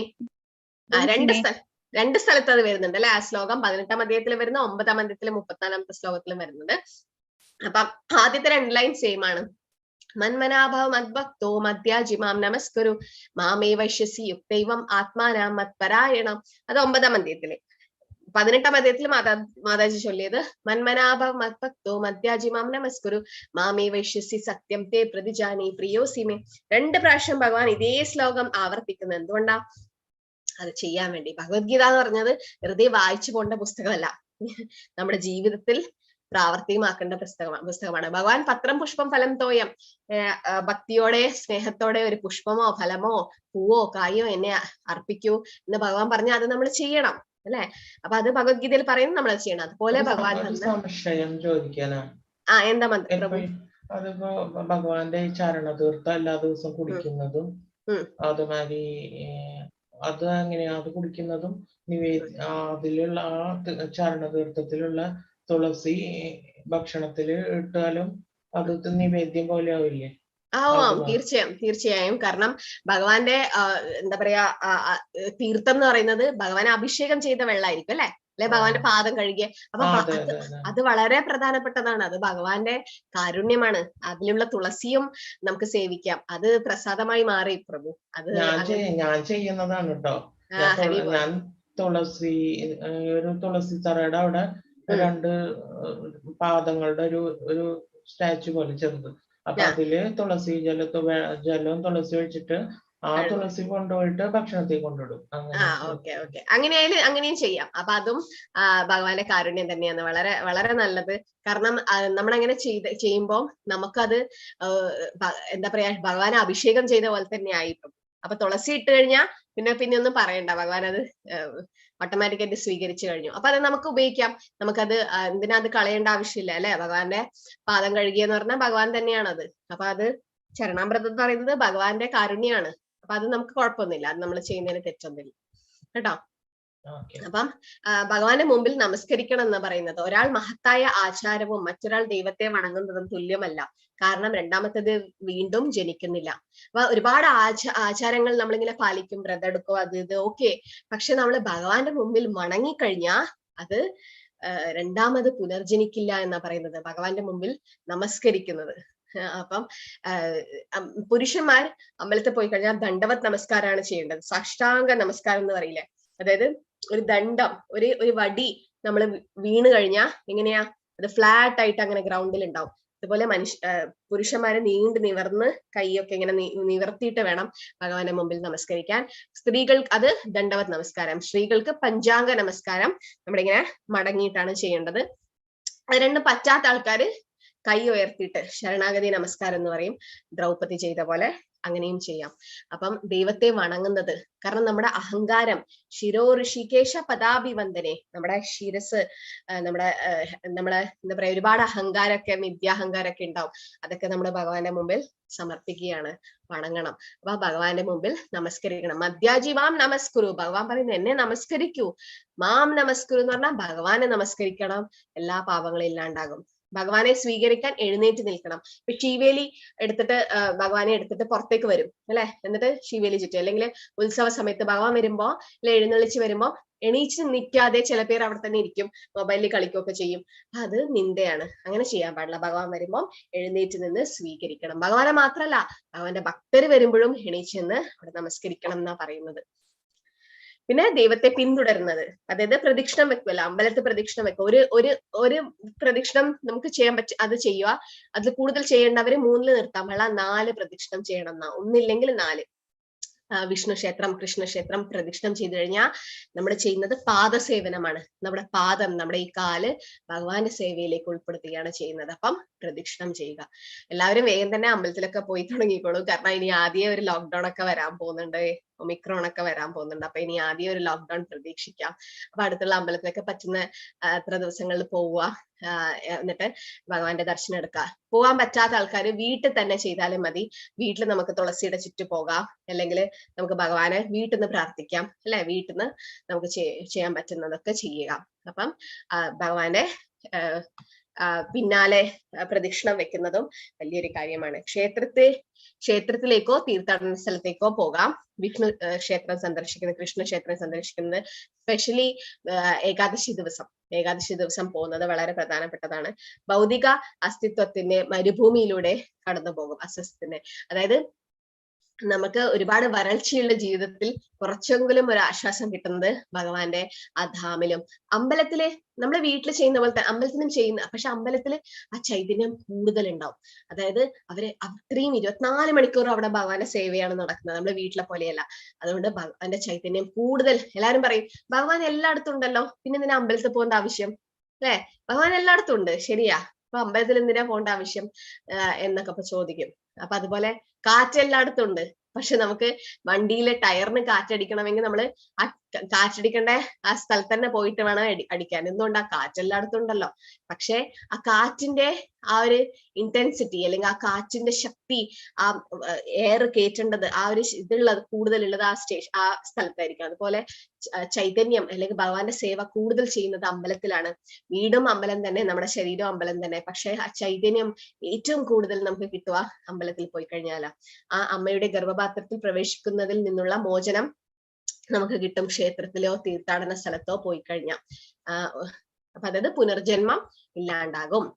പ്രദക്ഷിണം ചെയ്യുക, ക്ഷേത്രം പ്രദക്ഷിണം ചെയ്യുന്നത് പ്രധാനപ്പെട്ടതാണ്. പാദസേവനത്തിൽ വരും അത്. ഭഗവാന്റെ അമ്പലത്തിലേക്ക് നടന്നു പോകുന്നത്, ഭഗവാന്റെ അമ്പലം പ്രദക്ഷിണം ചെയ്യുന്നത്, തുളസിയെ പ്രദക്ഷിണം ചെയ്യുന്നത്, പരിക്രമം. വൃന്ദാവനത്തിൽ പോയി കഴിഞ്ഞാൽ വൃന്ദാവനത്തിലെ എന്താ പറയാ ഗ്രാമവാസികള് വളരെ ഇന്നസെന്റ് ആണ്. അവർക്കൊന്നും ഇങ്ങനെയുള്ള ശാസ്ത്രങ്ങളോ കാര്യങ്ങളോ ഭഗവത്ഗീത ശ്ലോകങ്ങളോ ഒന്നും അവർക്കറിയില്ല. അവര് അത്ര വിദ്യാഭ്യാസം ഒന്നും ഇല്ലാത്ത ആൾക്കാരാ. പക്ഷെ അവര് എല്ലാ ഏകാദശിക്കും, പിന്നെ കാർത്തിക മാസം എപ്പോഴും അവിടെ ഇങ്ങനെ പരിക്രമം ചെയ്തുകൊണ്ടിരിക്കും. അവർക്ക് അതേ അറിയൂ. അതായത് വൃന്ദാവനം പരിക്രമം ചെയ്യും, ഗോവർദ്ധൻ പരിക്രമം ചെയ്യും. പക്ഷെ അത് മതി. ആ പരിക്രമം, അതായത് അമ്പലത്തിന്റെ ചുറ്റും പോകുന്നത് വലിയൊരു കാര്യമാണ്. ജനനത്തിന്റെയും മരണത്തിന്റെയും പ്രദക്ഷിണം ചെറുക്കാൻ കഴിയും. അതായത് നമ്മള് എത്ര പ്രദക്ഷിണം ചെയ്യുന്ന അത്രയും ജനന മരണങ്ങൾ, ജന്മമൃത്യു ജരാവ്യാധിയിൽ നിന്ന് നമ്മളെ ഭഗവാൻ സംരക്ഷിക്കും എന്നാണ് പറയുന്നത്. ഓരോ അടി നമ്മുടെ തുളസിയുടെ ചുറ്റും ഓരോ അടി വെക്കുന്നതും എത്രയോ ജന്മം ചെയ്ത പാപം ഇല്ലാണ്ടാകും. യാനി കാനീച്ച പപാനി ബ്രഹ്മഹത്യതി കാനീച്ച താനി താനി പ്രണശ്യതി പ്രദക്ഷിണ പതേ പതേ. ഓരോ അടിയും നമ്മൾ തുളസി മഹാറാണിയെ പ്രദക്ഷിണ വെക്കുമ്പോൾ നമ്മൾ ചെയ്ത കർമ്മങ്ങളൊക്കെ ഇല്ലാണ്ടാകും. അപ്പൊ എല്ലാവരും വീട്ടില് തുളസി തറ ഉണ്ടാവും, ഇല്ലാത്ത ആൾക്കാരുണ്ടാവും, ഫ്ലാറ്റിലൊക്കെ ജീവിക്കുന്ന ആൾക്കാര് ചെറിയൊരു ചട്ടിയില് തുളസി നട്ട് തുളസിയുടെ വിത്ത്, അതായത് ഒരു വലിയ ചെടി ഉണ്ടെങ്കിൽ അതിലെ ആ തുളസി മഞ്ചരി ഉണ്ടല്ലോ, ആ പൂവ് അത് കുറച്ച് ഉണങ്ങി കഴിഞ്ഞാൽ എടുത്തിട്ട് വന്ന് അത് പൊടിച്ചിട്ട് അത് വിത്തായിട്ട് തുളസി ചെറിയൊരു ചട്ടിയിൽ നട്ട് അത് നമുക്ക് എടുത്തിട്ട് വന്നിട്ട് പ്രദക്ഷിണം ചെയ്യാൻ പറ്റും. അപ്പൊ തുളസിയെ പരിക്രമം എല്ലാ ദിവസവും ചെയ്യണം. ചെയ്തു കഴിഞ്ഞാൽ നമുക്ക് ഭക്തിയിൽ വേഗം ഉയരാൻ പറ്റും. തുളസിയെ വെള്ളം ഒഴിക്കണം, തുളസിക്ക് സേവ ചെയ്യണം. ഏകാദശി ദിവസവും ദ്വാദശി ദിവസം തുളസി പറിക്കാൻ പാടില്ല. ബാക്കി ദിവസങ്ങളിൽ ചെയ്യാം. സ്ത്രീകള് പറ്റാത്ത സമയത്ത് തുളസിയെ പ്രദക്ഷിണം ചെയ്യണ്ട. പ്രപഞ്ചത്തിലുടനീളം സഞ്ചരിക്കാനും ഗംഗ സന്ദർശിക്കുന്നതിനും തുല്യമാണ് ഭഗവാന്റെ ക്ഷേത്രം പ്രദക്ഷിണം ചെയ്യുന്നത്. പിന്നെ അർച്ചന, ഭഗവാന്റെ ആരതി ചെയ്യുന്നത് അല്ലെ. മറ്റെല്ലാ പാതകളുടെയും എല്ലാ ഫലങ്ങളും ഇതിലൂടെ ലഭിക്കുമെന്ന് സുദാമ പറയുന്നുണ്ടായിരുന്നു. അതായത് അർച്ചന ചെയ്യുക, ഭഗവാൻ ഒരു നെയ്ത്തിരി കത്തിക്കുക, വിളക്ക് കത്തിക്കുന്നത് തന്നെ, പിന്നെ ചന്ദനത്തിരി കർപ്പൂരമൊക്കെ ആൾക്കാർ ഇങ്ങനെ ഒഴിയും, അതൊക്കെ അർച്ചന. ഭഗവാന് പാദങ്ങള് അല്ലെ പുഷ്പങ്ങളൊക്കെ അർപ്പിച്ചിട്ടുള്ള അർച്ചന അല്ലെ. ഇതൊക്കെ ഭക്തിത സേവനത്തിൽ വരുന്നതാണ് അല്ലെ. ശ്രവണം, കീർത്തനം, വിഷ്ണു സ്മരണം, പാദസേവനം, അർച്ചന, വന്ദനം, ദാസ്യം. ഭർച്ചനം ഭഗവാന്റെ സേവയാണ്. വിഷ്ണുവിന്റെ രഹസ്യം, അതായത് വൈകുണ്ഠത്തിൽ വരെ എത്താൻ നമ്മളെ സഹായിക്കുന്നത് അർച്ചനമാണ്. ഭഗവാന് സേവനം നൽകുക, രാജാവിനെ സേവിക്കുന്നത് പോലെ. അതായത് നമ്മുടെ രാജാവിനെ, അല്ലെങ്കിൽ നമ്മളെ വീട്ടിലെ ഒരു വലിയൊരു വ്യക്തി വന്നു കഴിഞ്ഞാൽ നമ്മൾ ബെസ്റ്റ് ആണ് കൊടുക്കുക അല്ലെ ആ വ്യക്തിക്ക്. ഒരു കാര്യം നമ്മൾ ഓഫർ ചെയ്യുമ്പം ഞാൻ കണ്ടു, പ്രഷർ കുക്കറിൽ എന്തോ പായസം എന്നൊക്കെ ഉണ്ടാക്കിയിട്ട് അതുപോലെ എടുത്തിട്ട് ഭഗവാന്റെ മുമ്പിൽ കൊണ്ടുവച്ചു. അങ്ങനെ നമ്മൾ ചെയ്യാൻ പാടില്ല എന്നാണ്.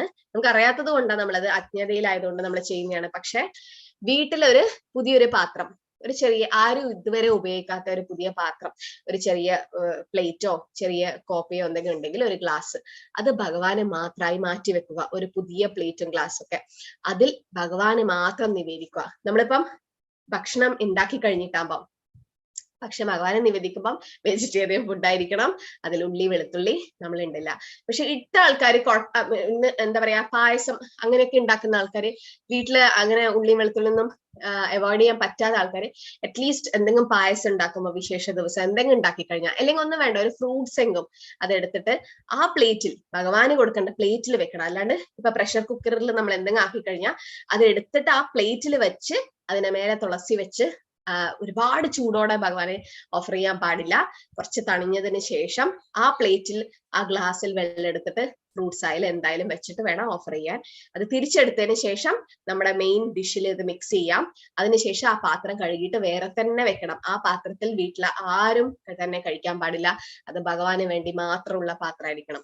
അപ്പൊ അത് നമ്മൾ ഇതുവരെ അതൊന്നും സംസാരിച്ചിട്ടില്ല. കാരണം വീട്ടിലെ ഓരോ സാഹചര്യമാണ്, കുക്ക് ചെയ്യുന്നതൊക്കെ വേറെ ആൾക്കാരാണ്. അപ്പൊ നമുക്ക് എല്ലാവരും ഭക്തന്മാരാണെന്ന് അവിടെ നിന്നില്ല വീട്ടില്, പെട്ടെന്ന് നമുക്ക് അങ്ങനെ ആവാൻ പറ്റില്ല. അതുകൊണ്ട് കുഴപ്പമില്ല, എന്താ പറയാ, പുഷ്പോ ഫലമോ ഫ്രൂട്ട്സ് വെച്ചാൽ തന്നെ ഭഗവാൻ നിങ്ങൾ എന്താ വെച്ചതെന്ന് നോക്കില്ല, ഭഗവാൻ നമ്മുടെ ഭാവമാണ് നോക്കുക.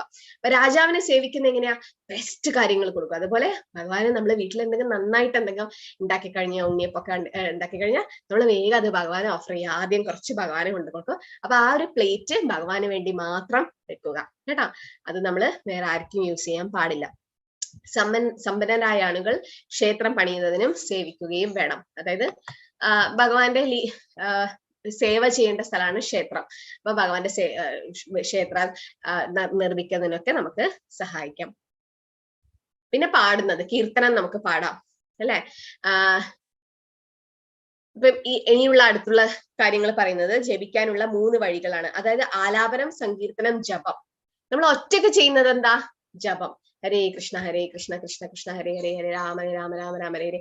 എല്ലാവരും ക്ലാസ്സിന് മുമ്പ് ജപിക്കുകയാണ് ചെയ്തത്. ജപം എന്ന് പറഞ്ഞാൽ ഒറ്റയ്ക്ക് നമുക്ക് കൂട്ടമായിട്ടും ചെയ്യാം, പക്ഷെ ഒറ്റയ്ക്ക് നമ്മൾ ചെയ്യുന്നതാണ് ജപം. ഒരുപാട് ഒച്ചത്തിലല്ല, പക്ഷെ ഇങ്ങനെ ഫാസ്റ്റ് ആയിട്ട് ചെയ്യുന്നതാണ് ജപം.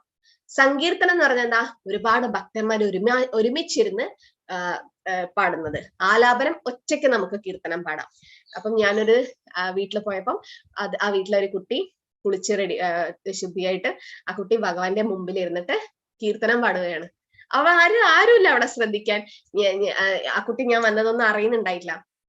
പക്ഷെ അവിടെ ഇരുന്ന് ഭഗവാന്റെ മുമ്പിൽ ഭഗവാനെ കീർത്തനം പാടുക, ഭഗവാനെ കീർത്തിച്ചിട്ട് പാടുകയാണ്. ഏത് പാട്ടായാലും ഭഗവാനെ കീർത്തിച്ചിട്ട് പാടുന്നത്. അപ്പം ആ കുട്ടി ആർക്ക് വേണ്ടിയിട്ടാ പാടുന്നത്? അവിടെ ആരുമില്ല, കേൾക്കാൻ ആരുമില്ല, പക്ഷെ ഭഗവാന്റെ സംതൃപ്തിക്ക് വേണ്ടിയിട്ട് ആ കുട്ടി പാടുകയാണ്. അപ്പൊ എനിക്ക് ഭയങ്കര ഇഷ്ടമായി. ആ കുട്ടി ഭഗവാനെ സന്തോഷിപ്പിക്കാൻ വേണ്ടി പാടുന്നു അല്ലെ, ആലാപനം. അത് ഭഗവാന് വളരെ ഇഷ്ടമാണ്, എസ്പെഷ്യലി കലിയുഗത്തില്. ശിവന്റെ പ്രാർത്ഥനയേക്കാൾ കൃഷ്ണൻ ഇതിനെ വിലമതിക്കുന്നു. ഓക്കെ, അപ്പം ഭഗവാന്റെ കീർത്തനം ചെയ്യുന്നത് അതിപ്പോ ജപായിട്ട് നമുക്ക് ചെയ്യാം.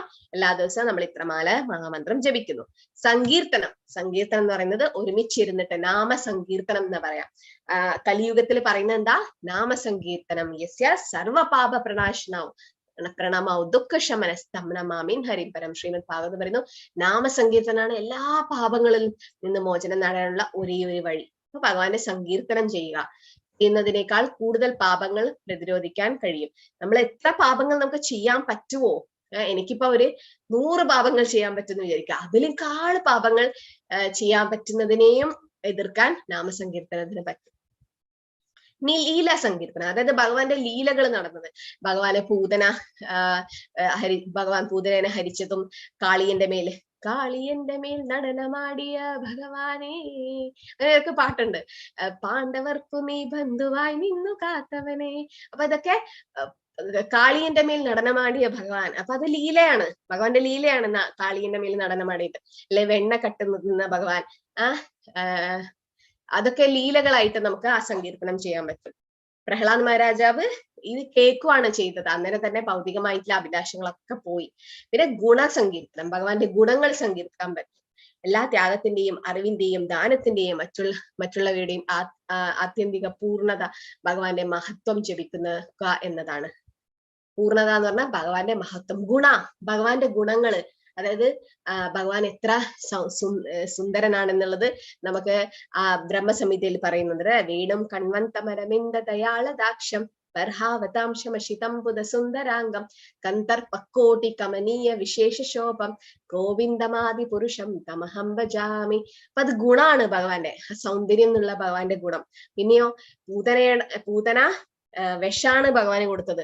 എന്നിട്ടും ആ വിഷം കൊടുത്ത പൂതനയെ ഭഗവാൻ അമ്മയുടെ സ്ഥാനം കൊടുത്തു.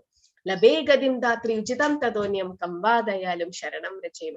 ഇത്രയും ദയാലുവായിട്ട് ആരെങ്കുണ്ടോ? ഭഗവാൻ വിഷം തന്ന് കൊല്ലാൻ ശ്രമിച്ച ഒരു ആസുരികമായ സ്ത്രീയെ ഭഗവാൻ അമ്മയുടെ സ്ഥാനത്ത്. അപ്പൊ അതൊക്കെ ഗുണങ്ങളാണ്. ഭഗവാന്റെ നാമം നമുക്ക് സങ്കീർത്തിക്കാം. അതായത് ഹരേ കൃഷ്ണ മന്ത്രം നമുക്ക് കീർത്തനായിട്ട് ചൊല്ലാം, ഇല്ലെങ്കിൽ ലീലാ സങ്കീർത്തനം, ഭഗവാന്റെ ലീലകളെ സങ്കീർത്തനം ചെയ്യാം, അല്ലെങ്കിൽ ഗുണത്തിന്റെ സങ്കീർത്തനം ചെയ്യാം. ജപം മറ്റെല്ലാവർക്കും വ്യക്തിഗത നേട്ടവും കീർത്തനവും കൊണ്ട് നടക്കും അല്ലെ. പക്ഷെ ഭൗതികമായിട്ടുള്ള ആഗ്രഹമല്ല നമുക്ക് ജപിക്കുമ്പോ വേണ്ടത്. ഞാൻ ഇന്ന് എനിക്ക് ഇത്ര പൈസ ഉണ്ടാക്കണം, ഞാൻ ഇരുന്ന് ജപിക്കട്ടെ, അങ്ങനെയല്ല ജപം എന്ന് പറയുന്നത് ഭഗവാന്റെ സംതൃപ്തിക്ക് വേണ്ടി ചെയ്യുന്നത്, അല്ലെങ്കിൽ ഭഗവാനിലേക്ക് പോകാൻ വേണ്ടി ചെയ്യേണ്ടതായിരിക്കണം. പിന്നെ സമർപ്പണം, പ്രാർത്ഥനകള് നമുക്ക് പ്രാർത്ഥിക്കാം. സംപ്രാർത്ഥ ആത്മിക സേവനത്തിനായുള്ള ആത്മാർത്ഥമായ വികാരങ്ങൾ പ്രകടിപ്പിക്കുക. അതായത് ഭഗവാന്റെ സേവ ചെയ്യാനുള്ള ഒരു ആത്മാർത്ഥമായ ആഗ്രഹം നമ്മൾ പ്രകടിപ്പിക്കാൻ പറ്റും. പിന്നെ ഒരാളുടെ നിർഭാഗ്യകരമായ അവസ്ഥയെക്കുറിച്ചുള്ള വിനീതമായ ഏറ്റുപറച്ചിൽ. അതായത് ഞാൻ പാപിയാണ് എന്ന് ഭഗവാന്റെ മുമ്പിൽ തുറന്നു പറയും ആൾക്കാര്. അങ്ങനെ ലജ്ജിക്കുന്നു, ഞാൻ എത്രയോ പാപം ചെയ്തിട്ടുണ്ട്, പക്ഷെ അതിൽ നിന്നൊക്കെ എന്നെ മോചിപ്പിക്കണം എന്ന് ഭഗവാനെ തുറന്നു പറയാം. അപ്പൊ നമ്മൾ ചെയ്യുന്നത്, ജപിക്കുന്നത്, സങ്കീർത്തനം വേറെ, ഭഗവാന്റെ മുന്നിൽ പ്രാർത്ഥിക്കുന്നത് വേറെ. പക്ഷെ പ്രാർത്ഥന ഭൗതിക ആഗ്രഹത്തിന് വേണ്ടിയായിരിക്കാൻ പാടില്ല, കൂടുതൽ കൂടുതൽ ഭക്തിയുടെ സേവ ചെയ്യാനുള്ള പ്രാർത്ഥന. അപ്പൊ നമുക്ക് പ്രാർത്ഥനകൾ നമുക്ക് ഉണ്ടാക്കാൻ പറ്റുന്നില്ലെങ്കിലും ഭാഗവതത്തിൽ കുറെ പ്രാർത്ഥന, കുന്തി സ്തുതി, ഗജേന്ദ്ര സ്തുതി ഒക്കെ ഉണ്ട്. ആ പ്രാർത്ഥനകൾ നമുക്ക് പഠിക്കാം. പിന്നെ പറയുന്നത് എന്താ, പ്രാർത്ഥനകൾ ചൊല്ലുന്നത്, അതായത് പുസ്തകങ്ങളിലുള്ള പ്രാർത്ഥനകൾ നമുക്ക് ഏറ്റു ചൊല്ലാം. ഭഗവത്ഗീതയിലുള്ള പ്രാർത്ഥനകൾ ചൊല്ലാൻ പറ്റും. സാർവത്രിക രൂപത്തിലേക്കുള്ള അർജുനന്റെ പ്രാർത്ഥനകൾ, അതായത് അർജുനൻ പ്രാർത്ഥിക്കുന്നുണ്ടല്ലോ, പരം ബ്രഹ്മ പരം ധാമ പവിത്രം പരമം ഭവാൻ പുരുഷം ശാശ്വതം ദിവ്യം ആദിദേവമചം വിഭു. അങ്ങ് പവിത്രമാണ്, പുണ്യാത്മാവാണ്, അത് ഭഗവാൻ ഒരു വ്യക്തിഗത രൂപമാണ് എന്നൊക്കെ പറഞ്ഞിട്ട് അർജുനൻ പ്രാർത്ഥിക്കുന്ന ഭഗവത്ഗീതയിലെ പ്രാർത്ഥനകൾ ചെയ്യാൻ പറ്റും. പിന്നെ പാരായണത്തിനായി 100-ലേറെ പ്രാർത്ഥനകൾ ഉണ്ട് ഭാഗവതത്തിൽ. അതിൽ ഏതെങ്കിലും നമുക്ക് തിരഞ്ഞെടുക്കാം. നിങ്ങൾ പ്രാർത്ഥിച്ചാൽ നിങ്ങൾ ദേവന്മാരും വിശുദ്ധരായിട്ട് ആരാധിക്കും. അപ്പം കുന്തി ദേവി സ്തുതി നമുക്ക് കുറെ പേർക്ക് അറിയായിരിക്കും. അതില് കുന്തി ദേവി പ്രാർത്ഥിക്കുന്ന എല്ലാം ഏറ്റവും പ്രധാനപ്പെട്ട പ്രാർത്ഥനയാണ്. കൃഷ്ണായ വാസുദേവായ ദേവകീ നന്ദനായ ച നന്ദഗോപകുമാരായ ഗോവിന്ദായ നമോ നമ. നമ പങ്കജനാപായ നമ പങ്കജമാലിനെ നമ പങ്കജനേത്രായ നമസ്തേ പങ്കജാഗ്രയെ. ഇതൊക്കെ കുന്തിദേവി ചെയ്യുന്ന സ്തുതികളാണ് ഭഗവാനെ. കൃഷ്ണ, നീ വസുദേവരുടെയും നന്ദബാബയുടെ ഒക്കെ പുത്രനായി, യേശുദാമയുടെ പുത്രനായി ജനിച്ചു, ദേവകീസുതനായി ജനിച്ചു എന്നൊക്കെ പറഞ്ഞ് ഭഗവാനെ പ്രകീർത്തിക്കുന്ന പ്രാർത്ഥനകൾ നമുക്ക് ചൊല്ലാം. പ്രസാദം എല്ലാ ദിവസവും എന്തെങ്കിലും ആയിട്ട് പറ്റുന്ന ഓഫർ ചെയ്യാൻ പറ്റുന്ന ആൾക്കാര് അങ്ങനെ ഉള്ളി വെളുത്തുള്ളി ഒന്നും ഇടാണ്ട് ഇങ്ങനെ കുക്ക് ചെയ്യാൻ പറ്റുന്ന ആൾ, നിങ്ങൾ ലെവൽ 3 എത്തുകൊണ്ടാണ് ഇതൊക്കെ പറയുന്നത്. ആദ്യത്തെ ലെവലിൽ ഇതൊന്നും പറയില്ല. പക്ഷെ നമുക്ക് പറ്റുമെങ്കിൽ ചെയ്യാം, ഇല്ല ചെയ്യാൻ പറ്റുന്നില്ല, എന്റെ ജീവിത സാഹചര്യം അങ്ങനെയല്ല എങ്കിൽ ഭഗവാൻ അത് മനസ്സിലാക്കും. ഭഗവാൻ നിങ്ങളുടെ ഹൃദയത്തിൽ പരമാത്മാവായിട്ടുണ്ട് അല്ലെ. എനിക്ക് ചിലപ്പോ നിങ്ങളുടെ വീട്ടിലെ കാര്യങ്ങൾ മനസ്സിലാക്കാൻ പറ്റില്ല, ഓരോരുത്തർക്കും ഓരോ അവസ്ഥയാണ്. പക്ഷെ ഭഗവാൻ അറിയാം നിങ്ങളുടെ അവസ്ഥ. അപ്പം ഒന്നും നമ്മള് നിർത്തണം എന്നല്ല, നമുക്ക് കിട്ടുന്ന ഫ്രൂട്ട്സ് എങ്കിലും, നമ്മുടെ എല്ലാ വീട്ടിലും പഴങ്ങൾ വാങ്ങും, ഫ്രൂട്ട്സ് ഉണ്ടാകും, അത് നമുക്ക് ഒരു തുളസി വെച്ചിട്ട് ഓഫർ ചെയ്യാൻ പറ്റും. അല്ലെങ്കിൽ കുറച്ച് വെള്ളം എല്ലാ ദിവസവും ഭഗവാൻ ഓഫർ ചെയ്തിട്ട് അത് നമുക്ക് എടുത്തിട്ട് നമ്മുടെ മക്കൾക്കൊക്കെ കൊടുത്ത്, കുട്ടികൾക്ക് കൊടുത്തു കഴിഞ്ഞാൽ അവരെ അവബോധം നന്നായിട്ട് മാറും, നന്നായിട്ട് അവര് വരും. പിന്നെ ചരണാമൃത പാനം, ഭഗവാന്റെ എന്താ പറയാ തീർത്ഥം അല്ലെ. പുണ്യപ്രവൃത്തികൾ ഒന്നും ചെയ്തില്ലെങ്കിൽ പോലും ആ ചരണാമൃതം കുടിച്ചാൽ തന്നെ പുണ്യമായി. എരിവുകൾ രുചികൾ ആത്മീയ മൂല്യമാണ്. അപ്പൊ ഒരു വലിയ പാത്രത്തിൽ അത് വെച്ചിട്ട് നമുക്ക് ചരണാമൃതം, അതായത് ഭഗവാൻ അഭിഷേകം ചെയ്ത വെള്ളം. ഇപ്പൊ നമ്മുടെ ഭഗവാന് ഇങ്ങനെ രാവിലെ എന്താ പറയാ നീരാഞ്ജനം ഭഗവാന് അഭിഷേകം ചെയ്തിട്ട് അതിന്റെ സൈഡിൽ ഒരു ഓവ് പോലെ ഉണ്ടാവും, അതിലൂടെ ഇങ്ങനെ വെള്ളം വരും അല്ലെ. അപ്പൊ അത് നമ്മൾ പോയിട്ട് നമുക്കത് സേവിക്കാം. പിന്നെ വീട്ടിൽ അമ്പലത്തിൽ കിട്ടുന്ന തീർത്ഥവും ഭഗവാന്റെ ഇത് തന്നെ ചരണാമൃതം. അത് നമുക്ക് വീട്ടിലും വേണമെങ്കിൽ നമുക്ക് ചരണാമൃതം ഉണ്ടാക്കാം. സാധാരണ വെള്ളമാവാം, തുളസി ഇട്ടിട്ട്, അല്ലെങ്കിൽ ചില പാല് കൊണ്ട് അഭിഷേകം ചെയ്യും, തൈര് കൊണ്ട് അഭിഷേകം ചെയ്യും, പിന്നെ അമ്പലത്തിലൊക്കെ നെയ്യൊക്കെ ഉപയോഗിച്ചിട്ടായിരിക്കും. അപ്പൊ അതൊക്കെ മിക്സ്ഡ് ആയിട്ടാണ് വരുക. സുഗന്ധദ്രവ്യങ്ങളും പൂക്കളും ദൈവത്തിന് സമർപ്പിക്കുക. സസ്യങ്ങൾ മണത്താൽ തന്നെ, പാമ്പ് കടിയേറ്റാൽ നമ്മൾ എന്ത് ചെയ്യും, ചില ആയുർവേദ മരുന്നുണ്ട് അല്ലെ, ഏതൊക്കെയോ പച്ചമരുന്ന് മണപ്പിച്ചു കഴിഞ്ഞാൽ പിന്നെ അത് പരട്ടി കഴിഞ്ഞാൽ സേവിച്ചു കഴിഞ്ഞാൽ ആ പാമ്പ് ഉള്ള വിഷം ഒഴിഞ്ഞു മാറും. അതുപോലെ നമ്മൾ എത്ര മാലിന്യങ്ങൾ ഉണ്ടെങ്കിലും നമ്മുടെ ഭഗവാൻ അർപ്പിച്ച പൂക്കളൊക്കെ മണത്ത് കഴിഞ്ഞാൽ, ഒരു അമ്പലത്തിലൊക്കെ പോയി കഴിഞ്ഞാൽ അവിടുത്തെ ചന്ദനം ഭയങ്കര മണമായിരിക്കും. എന്തോ ഒരു നല്ലൊരു സുഗന്ധം ഉണ്ടാവില്ലേ ആ മണത്തിന്, ആ അമ്പലത്തിലെ ആ ചന്ദനത്തിന്. അതൊക്കെ മണത്ത് കഴിഞ്ഞാൽ തന്നെ നമുക്ക് കുറെ പാപങ്ങൾ ഇല്ലാണ്ടാകും. മാലയുടെ ഗന്ധമുണ്ടെങ്കിൽ ഭക്തനാകാം, അതായത് തത്രശാസ്ത്രം. ഒരു ഭക്തനല്ലാത്ത ആൾക്ക് ഭഗവാൻ അർപ്പിച്ച മാല മണപ്പിക്കാൻ കൊടുത്താൽ തന്നെ അവര് ഭക്തനാകും എന്നാ പറയുന്നത്. മൂക്കിലെ മാലിന്യങ്ങൾ ശുദ്ധീകരിക്കാൻ ഇത് സഹായിക്കും. അപ്പം ഭഗവാന്റെ ഓഫർ ചെയ്ത് സ്വീകരിക്കുക, മാലകളും പുഷ്പങ്ങളും സ്വീകരിക്കുക. ദൈവത്തെ സ്പർശിക്കുന്നത്, ഭഗവാന്റെ വിഗ്രഹം തൊടുന്നത് തുടക്കമിട്ട വ്യക്തിക്ക് മാത്രമേ അത് കഴിയൂ, അതായത് ദീക്ഷ എടുത്ത ആൾക്കാര്. പക്ഷെ വീട്ടില് വിഗ്രഹാരാധന നമ്മളൊക്കെ ചെയ്യുന്നുണ്ട്, അതിൽ കുഴപ്പമൊന്നുമില്ല. ആരെയും തടഞ്ഞിട്ടില്ലെങ്കിലും ശുദ്ധീകരിക്കണം. പടംവലി, അതായത് ഗാന്ധിജിയും ക്ഷേത്ര ഉടമകളും തമ്മിൽ എന്തോ പ്രശ്നങ്ങൾ ഉണ്ടായിരുന്നു. പക്ഷെ ആ സമയത്ത് വിഗ്രഹാരാധന അങ്ങനെ തന്നെ കൊണ്ടുപോകണമെന്ന് എല്ലാവരും തീരുമാനിക്കുകയാണ് ചെയ്തത്. ദൈവത്തെ നമ്മൾ കാണുകയാണ്. നമുക്ക് ഭഗവാനെ കാണാനുള്ള ആ ക്വാളിറ്റി ഇല്ല. ഭഗവാനെ കാണാൻ എന്താ വേണ്ടേ? പ്രേമാഞ്ജന ചുരിത ഭക്തി വിലോചനേന സന്ത സദൈവ ഹൃദയേഷു വിലോകയന്തി യം ശ്യാമസുന്ദരം അചിന്ത്യ ഗുണസ്വരൂപം ഗോവിന്ദമാദി പുരുഷം തമഹം ഭജാമി. ആ പ്രേമമാകുന്ന അഞ്ജനം ഉണ്ടെങ്കിൽ നമുക്ക് ഭഗവാനെ കാണാൻ പറ്റും. അപ്പം ദൈവം ഭഗവാൻ വിഗ്രഹ രൂപത്തിൽ വരുന്നത്, അർച്ചാ വിഗ്രഹ രൂപത്തിൽ വരുന്നത് നമുക്ക് ഭഗവാനെ കാണാൻ വേണ്ടിയിട്ടാണ്. അപ്പൊ യമരാജനെ കാണേണ്ടതേ ഇല്ല. അപ്പോ കുറഞ്ഞത് സ്വർഗം ഉറപ്പ്, സ്വർഗലോകത്തിലെങ്കും എത്തുമെന്ന. പക്ഷെ സ്വർഗലോകത്തിൽ നമുക്ക് എത്തണ്ട, അവിടെ എത്തിയാലും തിരിച്ചു വരും.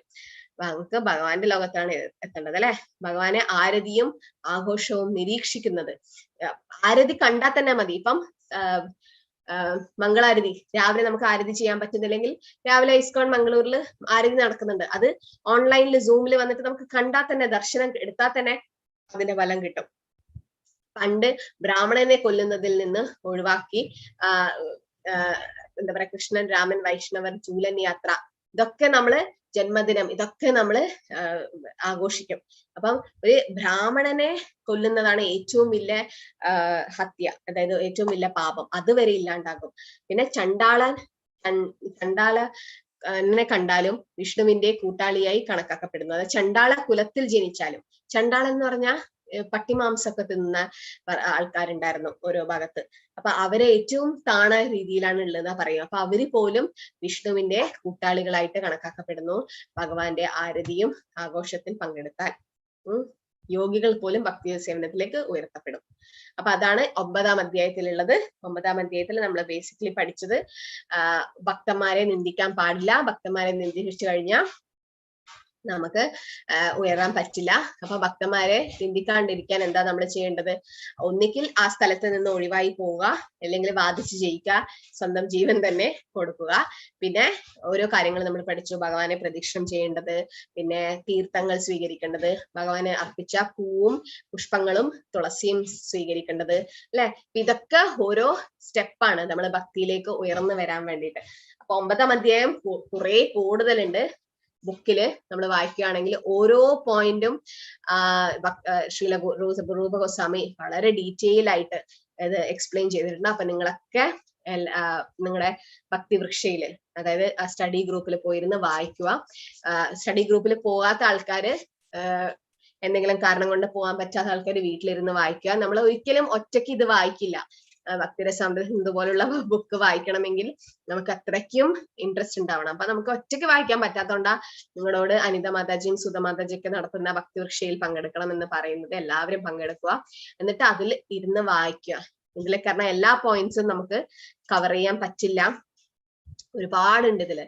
പക്ഷെ നല്ല നല്ല കാര്യങ്ങളാണ് ഈ 9ാം അധ്യായത്തിൽ പറഞ്ഞിരിക്കുന്നത്. അപ്പൊ എല്ലാവരും ഇത് വായിക്കാൻ ശ്രമിക്കുക. എല്ലാവരും ഒരു പ്രാവശ്യം ഹരേ കൃഷ്ണ മന്ത്രം ചൊല്ലുവോ? ഹരേ കൃഷ്ണ ഹരേ കൃഷ്ണ ഹരേ കൃഷ്ണ കൃഷ്ണ കൃഷ്ണ ഹരേ ഹരേ കൃഷ്ണ കൃഷ്ണ കൃഷ്ണ കൃഷ്ണ കൃഷ്ണ ഹരേ ഹരേ ഹരേ ഹരേ ഹരേ രാമ രാമ ഹരേ രാം ഹരേ രാം ഹരേ രാം ഹരേ ഹരേ ഹരേ ഹരേ ഹരേ ഹരേ കൃഷ്ണ കൃഷ്ണ ഹരേ കൃഷ്ണ കൃഷ്ണ കൃഷ്ണ കൃഷ്ണ കൃഷ്ണ കൃഷ്ണ